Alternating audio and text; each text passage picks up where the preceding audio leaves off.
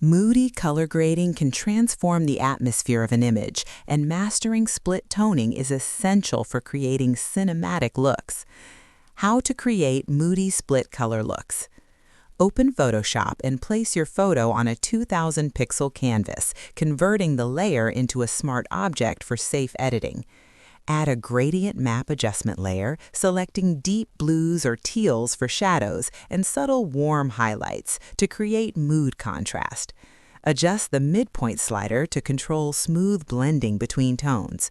Lower opacity for subtlety and use a soft brush on the layer mask to selectively apply the effect where necessary.